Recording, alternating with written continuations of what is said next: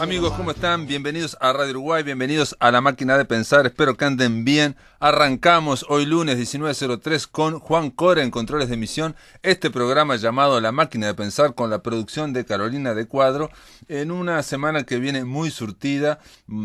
Fue titulada por Andrés Capelán, Fantasmas, Mafiosos, Traductores, Biógrafos, Talleristas y Poetas, aunque no son equivalentes, ¿no? Simplemente es parte de lo que vamos a hablar durante la semana, pero es cierto que hoy vamos a hablar la primera mitad del programa de Fantasmas y la segunda mitad de Mafiosos, pero este programa comienza de esta forma. El insomne Ricardo Ruiz está desde Mar del Plata. ¿Cómo anda, Ricardo? ¿Anda bien? Bien, bien, acá estamos entre la bruma, con los fantasmas, ¿no? Que traemos hoy para compartir con nuestros amigos. Lo de Insomnia quiero aclarar que es porque es director de la revista Insomnia y bueno, alguien se puede preocupar de que Ricardo Ruiz no duerme por las noches viendo fantasmas y no es así, no tiene nada que ver. Tiene que ver con la revista dedicada a Stephen King que dirigís vos desde hace 29 años, dijiste la otra vez, es impresionante. 25, bueno, un cuarto 22, de siglo. 23, sí. Más de 20 y menos de 30. Menos, perfecto, muy bien. Y por la noche duermo perfecto, por suerte. Ya veo que con esa forma de más de 20, menos de 30, vamos aproximándonos a fenómenos que no son definidos. Claro, vamos a hablar de fantasmas, ya sea cuento de fantasmas o novela de fantasmas, novela corta en general, es cuando esto empieza en la época victoriana, donde tiene auge, aunque los fantasmas han estado con el hombre desde que está en la Tierra, ¿no? Claro. La creencia en la manifestación de que los espíritus de los muertos es una creencia mundial, por decirlo de alguna manera, asociado al hecho de que se cree que están siempre en lugares solitarios, que están apegados a objetos y personas con las que se relacionaron en vida. Es como la presencia de los muertos que no se termina de ir, ¿no? Y es algo innato al hombre, siempre el recuerdo de las personas que estuvieron y se fueron y nos dejaron. Y aparte, perdón, y es indefinido, pues yo digo porque no tiene definición clara, ¿no? Claro, no tiene una definición clara. A mí hay una definición que me gusta, si querés te la puedo leer, que es una definición que se da en la película El Espinazo del Diablo de Guillermo del Toro. El actor Federico Lupi, en una voz en off al comienzo de la película, dice lo siguiente. Dice, ¿qué es un fantasma? Un evento terrible condenado a repetirse una y otra vez. Un instante de dolor. Quizás algo muerto que parece por momentos vivo aún. Un sentimiento suspendido en el tiempo, como una fotografía borrosa, como un insecto atrapado en ámbar. ¿No? Es una definición que habla de varias cosas del fantasma. Perfecto. La tristeza, la eternidad, la soledad, ¿sí? Esos son los elementos que parecen siempre acompañar un fantasma. Va a estar por siempre ahí, no descansa en paz, viene a dar un mensaje, viene a alertar de algo, ¿sí? O es un evento también, o es también una circunstancia, un evento, algo que pasó. Un triste, evento, sí. una circunstancia. Recordemos que en la misma historia, en la historia nuestra, no en la ficción, en la historia hay relatos de ejércitos fantasmales, de trenes o barcos fantasmas también, no solamente personas, incluso animales fantasmas, ¿no? Claro. Esto lo ha acompañado al hombre desde siempre. Sí. Ni hablar en la mitología que está llena de fantasmas, ¿no? No, y aparte hay que pensar, nosotros decimos desde siempre, pensamos en la parte occidental, pero esto ocurre lo mismo en la parte de China, en la parte de Japón, en la parte de India, ocurre exactamente lo mismo, ¿no? Sí, hace unos años hemos visto toda una invasión de cine asiático donde los fantasmas son totalmente distintos a los nuestros. Exacto. Y están muy metidos en la cultura de ellos, En la nuestra es un poco más algo más de ficción, pero en ellos está totalmente metido en la sociedad directamente.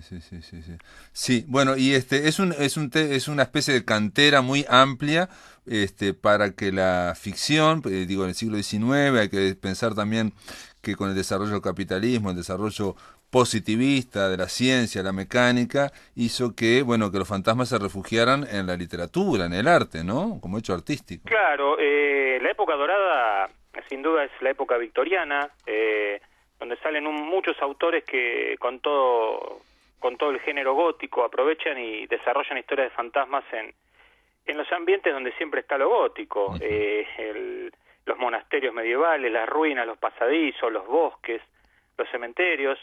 Ahí aparecieron autores como, Henry James, del que vamos a hablar hoy, un relato puntual de él vamos a nombrar,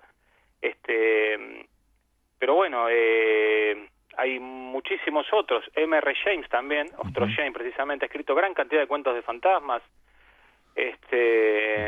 Charles Dickens también, aunque por ahí no sean terroríficos, pero los fantasmas tienen presencia. Bueno, tiene esa célebre, ¿no? Cuento que es como una tradicional en las Navidades, ¿no? Cuento de Navidad, claro. Cuento de Navidad, precisamente se llama Cuento de Navidad, sí. Cuento de Navidad se llama, que hay 3 fantasmas, el fantasma de las Navidades pasadas, exacto, las Navidades presentes y las Navidades futuras. Exacto, sí, que la última versión que yo vi fue con Jim Carrey, pero hay muchas versiones, es constante. Sí, ¿no? sí, hay muchísimas. Bueno, me gustaría concentrarme en la novela que quería recomendar hoy, que se llama Otra vuelta de tuerca, de 1898, de Henry James. Henry James fue un escritor y crítico literario estadounidense, aunque al final de su vida se nacionalizó británico. Tiene gran cantidad de novelas muy buenas, con mucha profundidad psicológica, y como dato curioso fue hermano del psicólogo William James, ¿no? Uno de los discípulos y colegas de Freud en los comienzos del psicoanálisis. Sí, aparte un filósofo pragmatista, que aparte te digo un detalle, seguía mucho a Henry James, el papá de Borges, y Borges era muy admirador. Mira, no de sabía Henry ese James. detalle. Sí. Lo dice Borges, y bueno, el padre era fanático de Henry James, si es que existe, porque en realidad Henry James William James, el hermano, psicólogo, planteaba precisamente que no se puede saber y que hay que tratar de hay que matizar todo, digamos, no hay que caer en lo que planteaba William James es que la razón tiene sus límites, algo que era muy novedoso para el siglo XIX, donde toda la ciencia, todo parecía que iba a pasar por adelante. Él decía que no, que tiene sus límites la razón, que tiene sus límites el lenguaje, y que prácticamente todo lo que es humano tiene sus límites. Y sabes que planteaba William James que la humanidad se iba a construir hacia el futuro, que había que pensar lo que servía, por eso es pragmático y nada más, no dedicarse a zanjar como se hacía, claro, ¿no? En fin del siglo XIX, y previendo los absolutismos, ¿no? Por eso obviamente a Borges le fascinaba todo eso. Le fascinaba. Bueno, algunos de los postulados del psicoanálisis vamos a ver luego que están puestos dentro de esta novela, ¿no? Esta novela, por lo menos a mi criterio, está dentro de las grandes del género. En algún momento hemos hablado en esta columna de los popes, de aquellas novelas que fueron fundacionales al género. Ahí entraría Drácula, entraría Frankenstein, entraría Dr. Jekyll y Mr. Hyde, entrarían las historias de Lovecraft en todas sus variantes, y yo creo que hay que agregar otra vuelta de tuerca porque es la novela de fantasmas, con profundidad, con terror, con suspenso, con todo. Creo que es una gran novela. Cuenta una historia... Perdón, es una novela corta, y quería, simplemente hablar del título. Otra vuelta de tuerca, que es un título genial, es producto de un traductor argentino, Bianco, que porque en realidad el título original es La vuelta de tuerca, ¿no? La vuelta de tuerca, exacto, The Turn of the Screw, claro. Y lo que hizo Bianco es otra vuelta de tuerca, y es genial, ¿no? Es genial. Sí, aparte, supuestamente en un prólogo original que había de esta novela, el mismo Henry James decía que quería darle una vuelta de tuerca al género, ¿no? Claro. O sea que hay también en el título algo de un lenguaje relacionado con la ficción con respecto a lo que va a contar la historia, o por lo menos en la forma en que la historia está planteada. Mirá. La historia nos cuenta la vida de una joven institutriz que queda al cuidado de 2 niños en una mansión victoriana. Esto al principio es una típica historia del género gótico. Sí, del lugar común, digamos, es un lugar común. Estos chicos, claro, están alejados en esta mansión y están impactados por un pasado reciente en el que la institutriz anterior y el ayudante del patrón mantuvieron una turbia relación de que al principio no conocemos mucho qué pasó. Se puede suponer que hubo ciertos abusos, hay algo ahí flotando en el aire, ¿no? Algo sexual. Algo sexual, algo de abuso, claro, sí, tal cual. Esta institutriz está prácticamente sola con los chicos, y empieza a notar presencias fantasmales, sobre todo la imagen de la anterior institutriz, que son fantasmas como que le alertarían de algo, pero no voy a develar mucho más de la trama, porque creo que es muy interesante leerla esta historia. hay cosas que no empiezan a cerrar, ¿no? Y todo pasa por el cuestionamiento que se hace en la institutriz de todos los sucesos que va viviendo. Hay algo muy interesante acá. Pero ella habla de fantasmas, ¿no? Ella habla de fantasmas, ¿no? Ella habla de fantasmas. Para ella son fantasmas. Perfecto. Ella los percibe, ¿no? Por lo tanto, ya estamos en una historia de fantasmas, sean reales o no, ella los percibe como reales, con lo cual ya entraría dentro de nuestro género. Lo primero que hizo Henry James como habilidad literaria en esta historia para mí es que hay dos narradores, porque la historia en realidad comienza con una ronda de personajes que cuentan historias fantasmales, como arrancan muchas historias de terror. Exacto. La típica ronda de noche donde todos van a develar una historia, ¿sí? Real o imaginaria.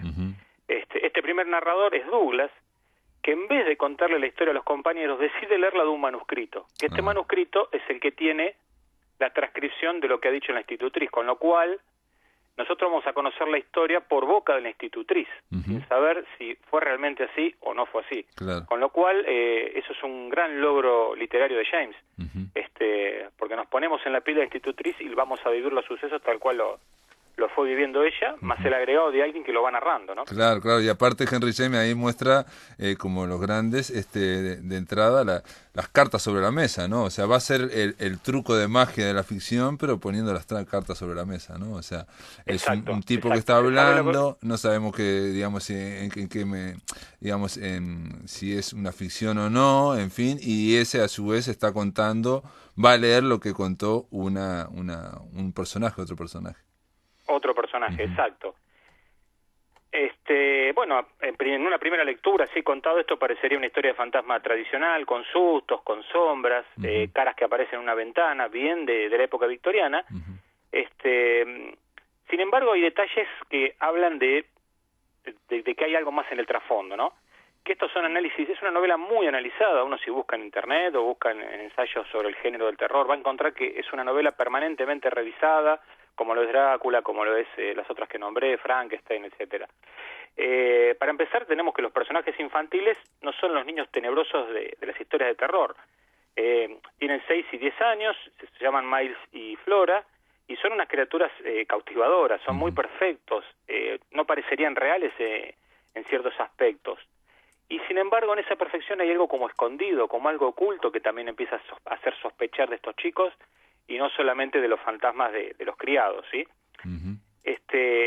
Y a su vez tienen toda esa inocencia de los chicos confrontada contra la maldad que en este caso representan los fantasmas. Entonces es como un mundo donde no está todo muy difuso, los personajes reales y está muy difuso los fantasmas, todo según la óptica de la narradora, ¿no? Que la institutriz. Claro, y que Henry James se basa también en los matices y en las dobleces de los caracteres, ¿no? Es lo contrario a personajes planos, ¿no? Sino que son complejos. Por eso se habló de un psicologismo, digamos. Yo te escuchaba hablar y, digamos, pienso que aquellos que nos están escuchando van a pensar, sobre todo el planteo, como empieza la novela. Esta película ya la vi, ha sido reiterado cientos de veces, ¿no? Gente que está contando algo, alguien que empieza a contar, una historia que depende, como decís vos, del punto de vista que está narrado, y que si pensamos en otro punto de vista puede ser otra cosa. Ha sido copiado hasta el hartazgo. Sí, de hecho hay películas como Los Otros, exacto, que es básicamente esta historia, y de hecho Netflix está preparando la adaptación a miniserie, que va a ser una miniserie muy exitosa, que fue La Maldición de Hill House, de la que algún día tendremos que hablar en esta columna, y como segunda temporada, como la otra es una historia cerrada basada en una novela de Shirley Jackson, en la segunda temporada, y para seguir con esto de Maldiciones en Casa, se va a adaptar otra vuelta de tuerca en una versión moderna. Así que también va a ser interesante verlo, y qué nueva óptica le puede dar Mike Flanagan, el director, a esta historia, ¿no?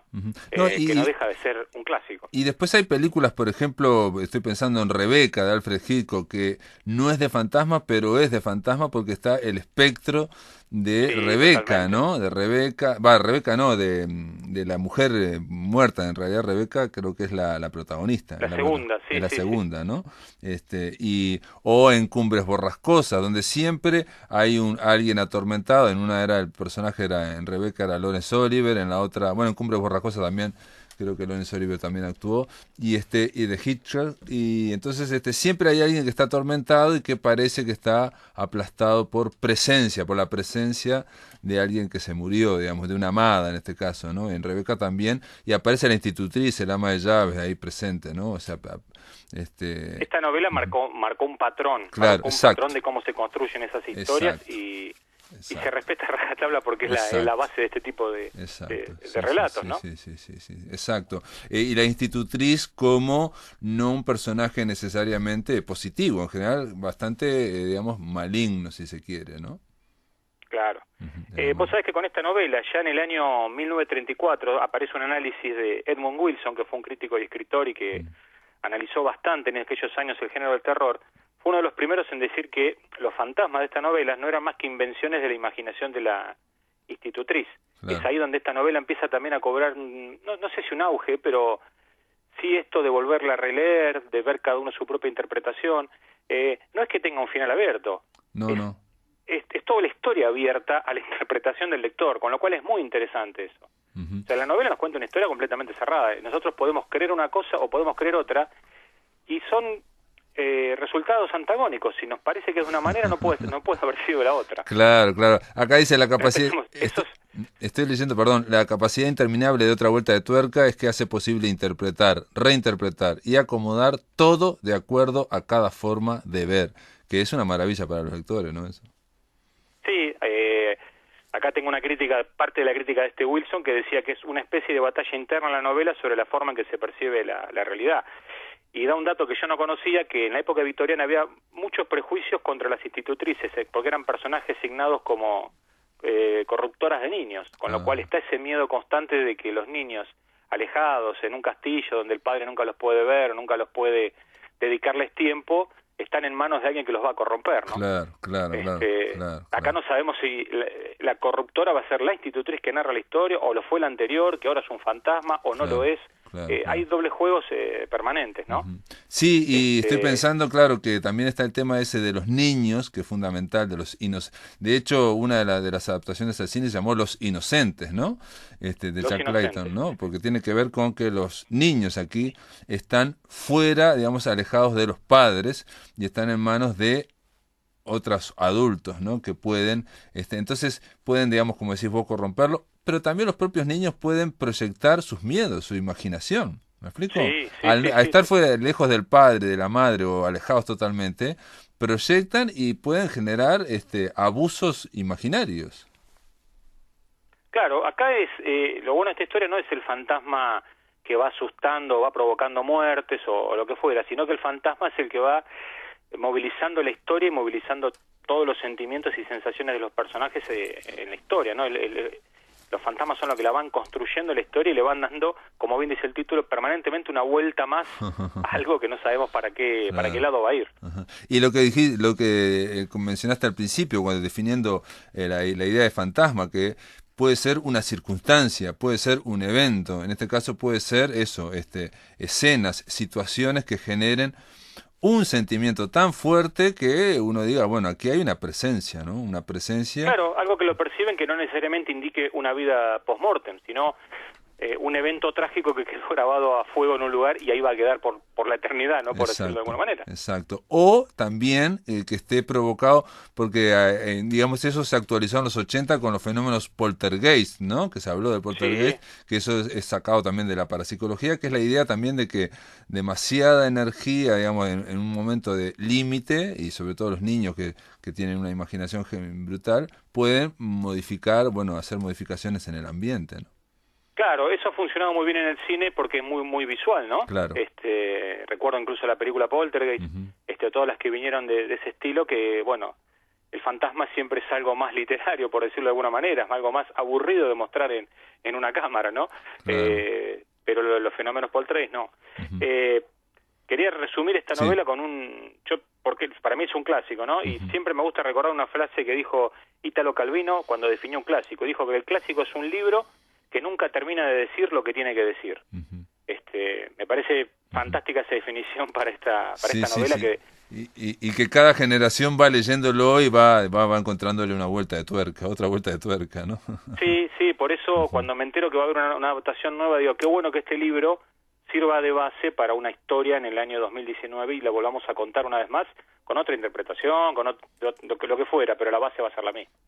Sí, vos sabés que hay la semana que viene, ya aviso a los amigos de la máquina de pensar, comenzamos un ciclo que se llama Encuentros de Novela con la Asociación Psicoanalista del Uruguay y bueno, el miércoles va a estar y arrancamos con una novela que es de Emmanuel Carrère, que se llama Una semana en la nieve. Pero si te cuento el argumento es unos chiquilines que van a ir a aprender ¿cómo es? A esquiar, ¿no? Y entonces van a ir y el tema es que, primero, ya se alejan de los padres, ¿no? Van con una maestra y van con un entrenador. Todo esto en buena onda, ¿no? Buen ambiente, todo esto. Pero los niños que tienen, uno de ellos tiene miedo a orinarse de noche, otro tiene miedo al bullying, ¿no? Y una serie de cosas, y el protagonista se queda sin la ropa, se olvida la mochila al bajar el padre, en fin, la cosa. Y entonces empieza a sentirse aislado y tiene mucha imaginación. Tiene mucha imaginación y en el pueblo hay un niño desaparecido. Y bueno, alguien me contaba, me decía, esto tiene puntos de contacto con otra vuelta de tuerca. Y vos justo lo proponés ahora. Sí. Porque es esa idea de los niños alejados de los padres, ¿no? Y aparte con miedo en este caso de los compañeros, ¿no? Claro, claro.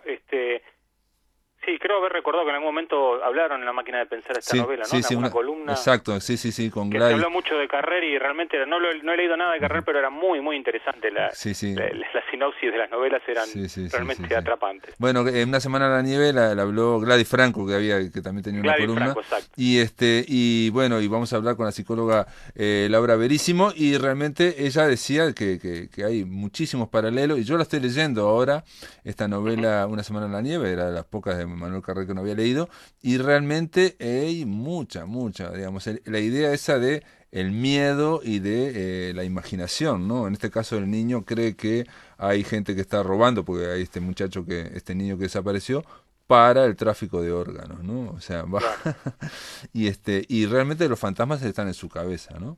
Pero no sabe hasta qué punto, ¿no? Sigue habiendo fantasmas. Claro. Bueno, y hay muchos más, digamos, esto es solamente... Sí, hay muchísimo. Ya nombré algunos autores.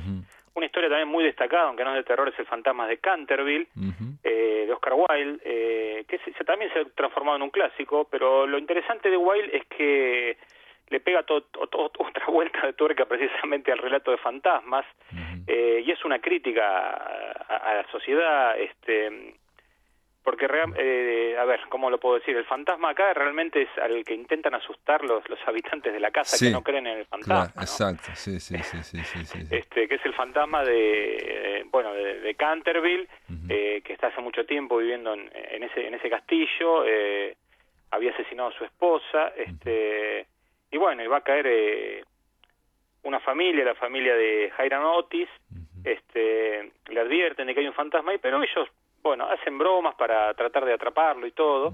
Es una historia también que se ha convertido muy famosa, pero ya digo, no es terror, pero también es interesante ver cómo plantea, ¿no? Es como ¿cómo se podría decir? Como la sociedad industrial enfrentada al fantasma. Exacto, es la idea de que el fantasma es el residuo espiritual y la sociedad industrial capitalista, mecanicista y materialista destruye todo, la mentalidad destruye todo, esa mentalidad del lucro, y entonces hace que los pobres fantasmas, los residuos del espíritu que quedan, son aplastados, son acosados. En vez de ellos acosar a la gente, son acosados por ese espíritu empresarial, digamos, tremendo, ¿no? Y eso también generó después esa vuelta de tuerca, digamos, que en ese sentido, comedia, ¿no? Como Las Casas Fantasmas o aquella de Abbott y Costello contra los fantasmas, no me acuerdo cómo era, ¿no? Exacto, sí. O sea, todos los elementos siniestros Wilde los transforma en cosas ridículas. Claro. Se burla de ellos, pero no desvalorizando el género, eso es lo interesante, ¿no? Sino es la sociedad capitalista enfrentándose a estos miedos y y obviándolos, desacreditándolos o lo que fuera, pero genera una historia interesante, con otra perspectiva, otra óptica, es otra cosa, pero es un clásico también ya. A esta No, altura, y ¿no? aparte, digo, un poco para cerrar la columna, el tema de que implanta Henry James, que depende del punto de vista en que está narrada la historia, el fantasma existe o no existe. Hay que pensar en Sexto Sentido, por ejemplo, la película, donde el niño dice, Claro. yo veo gente muerta y no sé qué, no sé cuánto, y al final vemos que el narrador, el protagonista, bueno, tiene ahí no voy a spoilear, pero todo el mundo ya sabe que tiene una vuelta de tuerca impresionante. Sí, sí, sí, O en muy los otros similar. también la institutriz tiene una vuelta de tuerca impresionante, pero es lo mismo también, digamos. Esa idea de que depende quién narre, la historia es de una forma u otra, ¿no? Bueno, y si quedan 20 segundos, me Sí, despido recomendando unos títulos más dale, modernos. dale. Tenemos de Shirley Jackson La maldición de Hill House, que ahora está de moda por la miniserie. Hay una novela de Stephen King de fantasmas también, Un saco de huesos, del año 98, muy buena también. Su hijo, Joey Hill, tiene una novela El traje del muerto, donde es el fantasma de un rockero heavy metal, también muy interesante. Fantasma de Peter Straub, fue una historia clásica, también una novela muy muy buena, donde tenemos la típica ronda donde se cuentan historias fantasmales. Y la antología Cuentos de fantasmas de 1904 de M.R. James, infaltable también para los que quieran pasar un poco de miedo. Perfecto, Ricardo Ruiz. Gracias por estar en la máquina de pensar en este especial realmente de fantasmas. Se alargó, pero vale la pena. Gracias por estar acá, ¿eh? Hasta la próxima.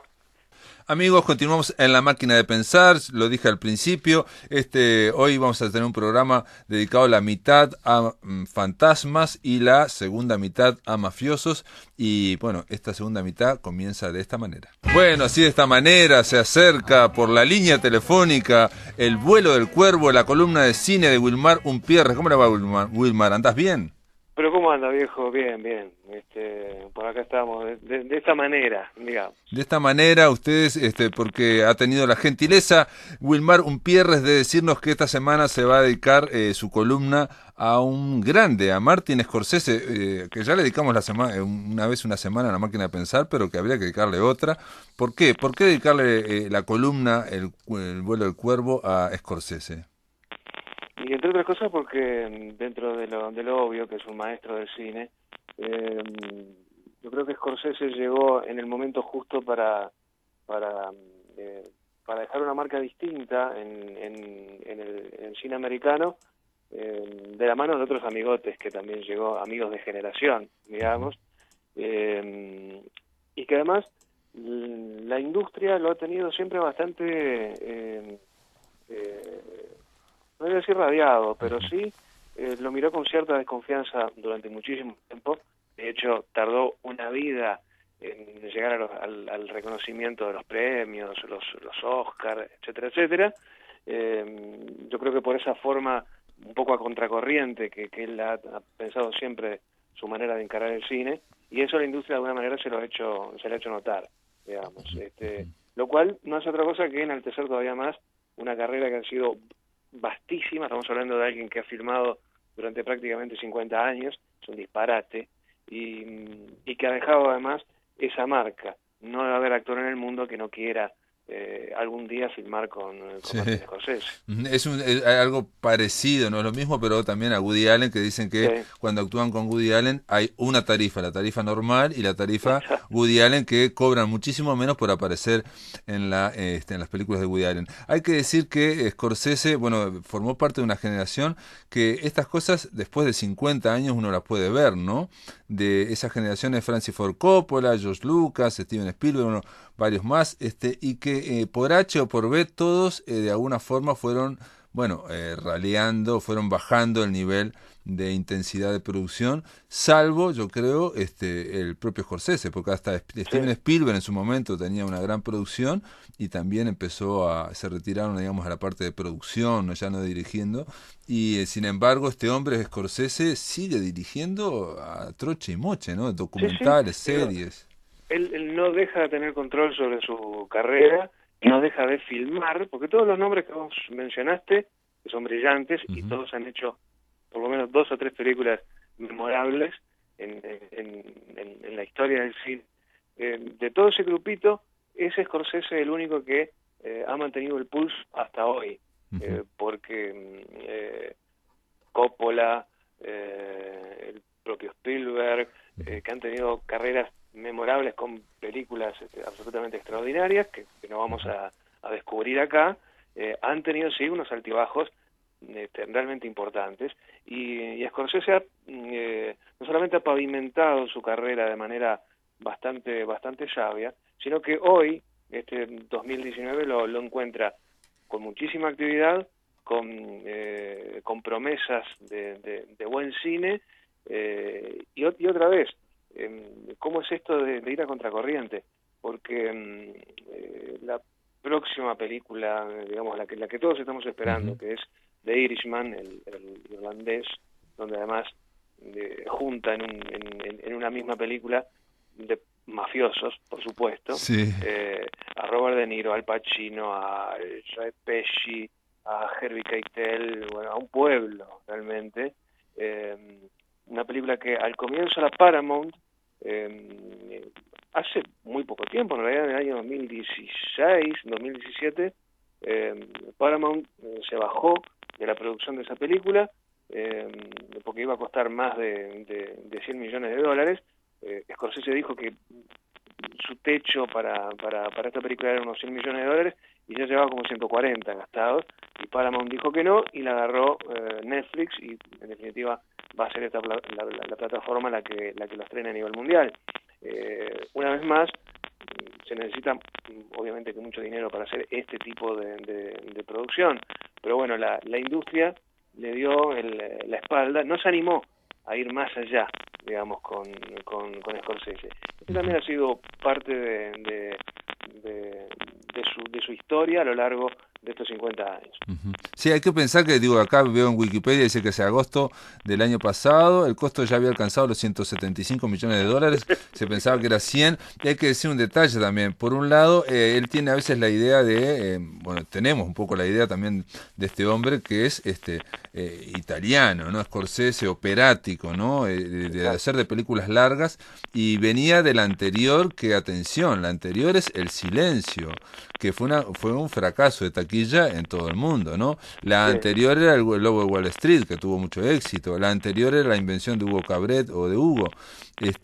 Pero digamos, una sí, una no. Y entonces ahí vienen los miedos, y ahí aparece una vez más las plataformas de streaming, en este caso Netflix, apoyando la calidad, porque están ganando tanta plata por todos lados que, bueno, ponen sus huevos también en esas canastas, ¿no?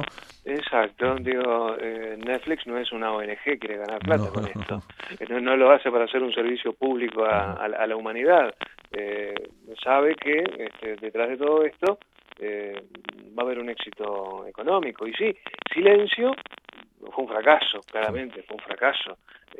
No la vio nadie, esa película, independientemente de lo mucho que nos haya podido gustar. Sí, está bien. Digo, no merecía, digamos, ese desprecio, digamos, por parte de la audiencia, ¿no? Exacto. Es un director que siempre se ha jugado. Sus apuestas a lo que son las series, que estamos en el universo televisivo, también ha sido muy fuerte. Le gusta mucho el universo musical. Vinilo, probablemente sea, creo que fue su última serie, digamos, en ese tono, digamos, pero hablábamos de los documentales. Tiene una cantidad increíble de documentales que da para hacer, es otra carrera paralela. Exacto, prácticamente, donde también la música ha sido eje en el asunto, desde El Último Vals a No Direction Home, sobre Bob Dylan. Bob Dylan, sí. Bueno, su trabajo sobre los Rolling Stones. Es un director... Y sobre George Harrison también, digamos, Living in the Material World, que es quizás un documental bastante definitivo. Yo me animaría a decir que el de No Direction Home, el de Bob Dylan, es casi definitivo, digamos, plantea un perfil impresionante de Bob Dylan, ¿no? Además se mete con el personaje, digamos, más enigmático y más clave, digamos, para entender la música popular de los últimos 50 y pico de años. La figura de Bob Dylan creo que habla por sí sola. Bueno, logró que Dylan se pudiera concentrar en una película que dura casi 4 horas, sí, pero no hay otra forma de contar o de narrar esa experiencia humana. Sí, es un perfil, yo diría, casi definitivo de Bob Dylan. Hay que decir también un detalle, ¿por qué se disparó tanto una película de mafiosos? Porque es una película de mafiosos, ¿no? Y aparentemente por los efectos especiales, digitales. Exacto. Eso nos lleva a suponer que vamos a estar frente a una verdadera pieza de alto valor artístico, digamos. Este hombre no suele hacer nada a medias. Acordate nada más lo que fueron los efectos para películas como el Lobo de Wall Street, no tanto de repente. Digo, pero la invención de Hugo Cabret, claramente, ¿no? Pero la invención de Hugo es absolutamente, hay muchísimo, mucho dinero puesto allí. Mismo en series como Boardwalk Empire, el imperio del contrabando, digamos, la recreación de Atlantic City de comienzos del siglo XX es minuciosa, absolutamente minuciosa. O Pandilla Nueva York también, digamos, Nueva York del siglo XIX, ¿no? También ahí hay una cuestión muy operática de escenarios. Pero me parece que... Bueno, el aviador, no me puedo olvidar del aviador. El aviador, también. Hay momentos increíbles en el aviador, con muchísimo trabajo y con muchísima intención puesta en eso, en realzar el carácter del cine. Y eso es parte, digamos, de las patas en las que se apoya Scorsese.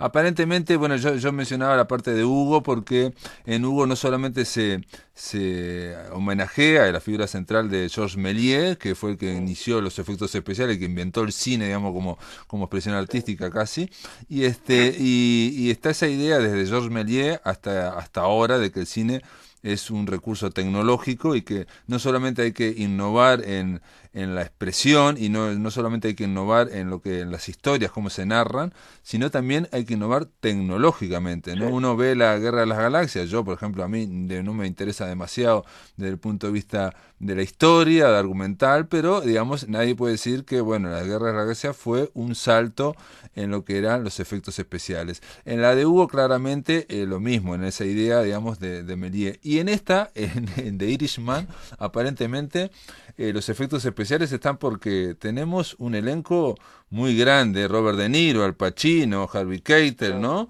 Joe Pesci, y van a actuar de veteranos, pero también van a ser rejuvenecidos por efectos especiales. Exacto, van a, digamos, en ese doble tiempo narrativo, digamos, que va a utilizar la película, nos va a poner las caras de estos dos personajes años antes.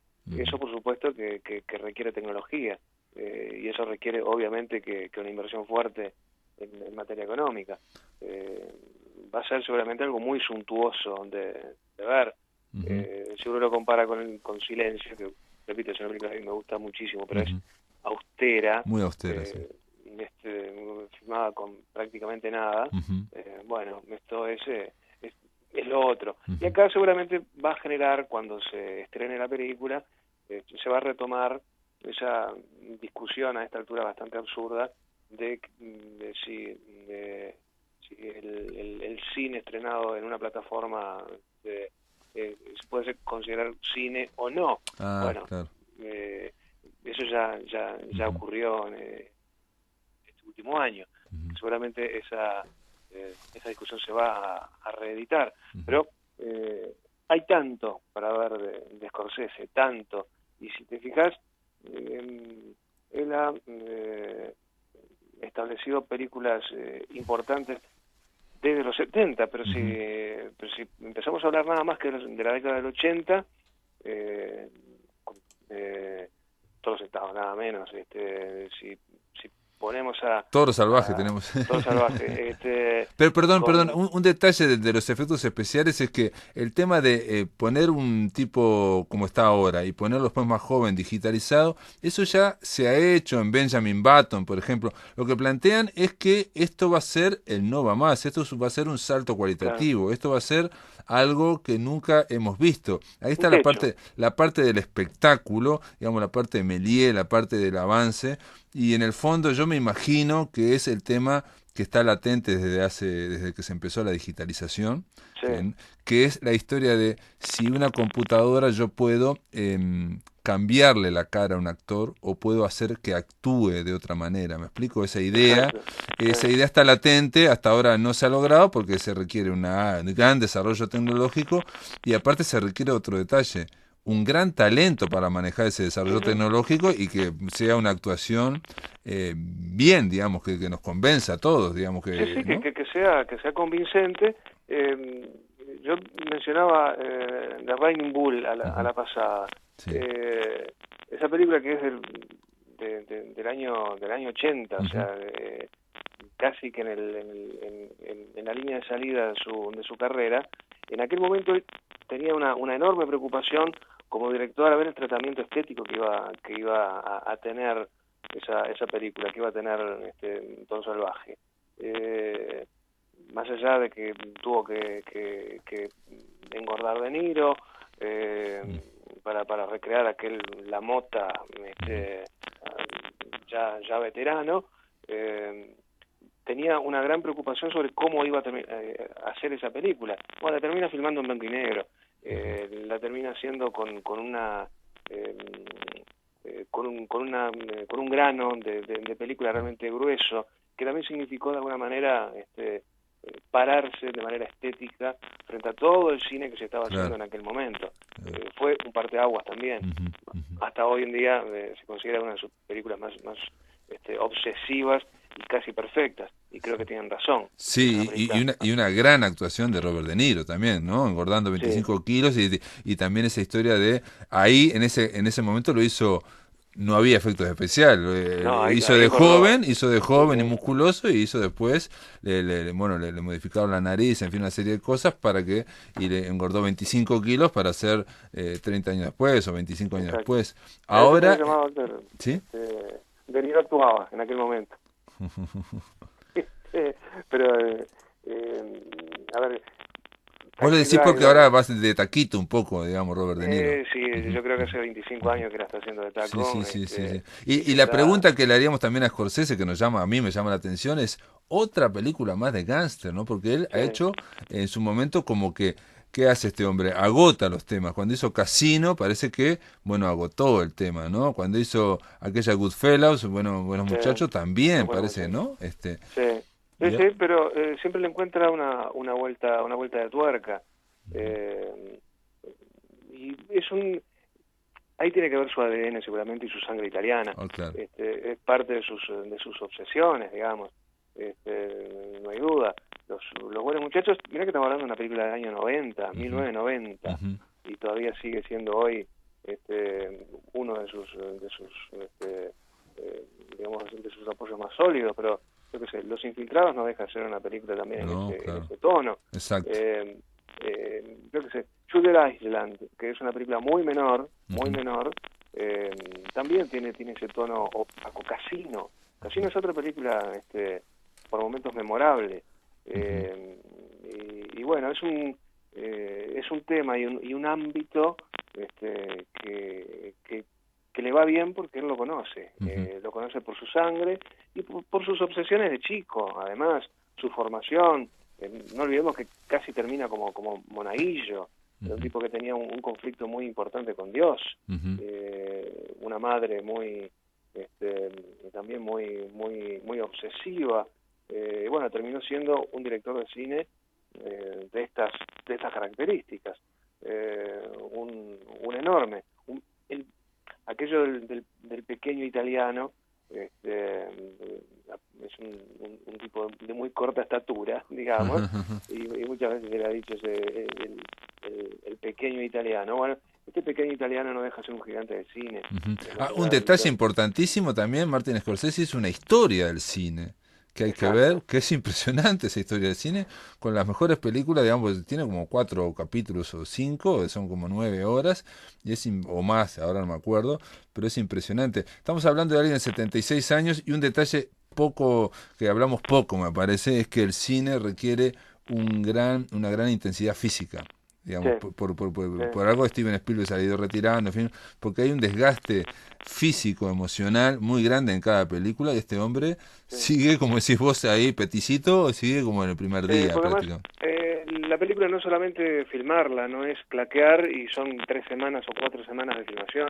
Tenés años previos de producción, tenés que manejar estrellas generalmente en este tipo de directores durante el rodaje, y después tenés que ir a pelearte con los banqueros para conseguir la plata, Sí, para sí, que te sí, dejen sí. hacer la película que vos querés hacer. Claro. Por eso es inconmensurable. No, y aparte, todo eso que acabas de mencionar, se puede caer, se puede romper un eslabón en cualquier momento y cae todo, ¿no? Yo sé, alcanza con que con que tengas un mal arranque, con que te vaya mal, o que algunas críticas no te sean del todo favorables, o que se te enoje una estrella y se te vaya, que te dé un portazo. Sí, sí, sí. Eso también O puede como le pasar. pasó a Woody Allen, que te surja algo de hace 35 años Exacto, y chao. y bueno, y tu carrera queda colgada en el desván.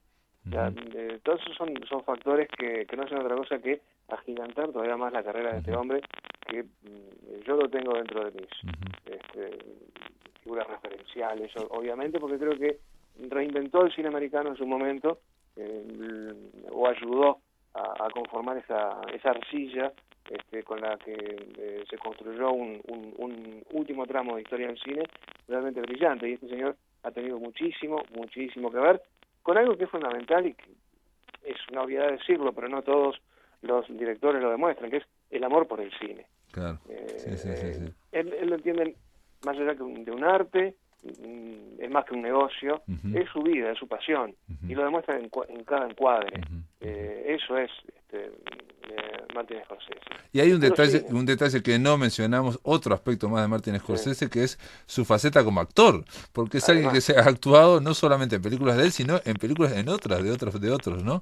Trabajó, por ejemplo, en Los sueños de Akira Kurosawa, por ejemplo, para hacer, ¿no? De Van Gogh, o en la de Robert Redford en Quiz Show también trabajó, estoy viendo aquí. Hay que decir también un detalle que en un documental él decía, precisamente en esta la historia del cine, Scorsese miraba a la cámara y decir, siempre el problema es entre la productora, entre el dinero y el impulso artístico, ¿no? ¿Cómo se resuelve eso? Dice.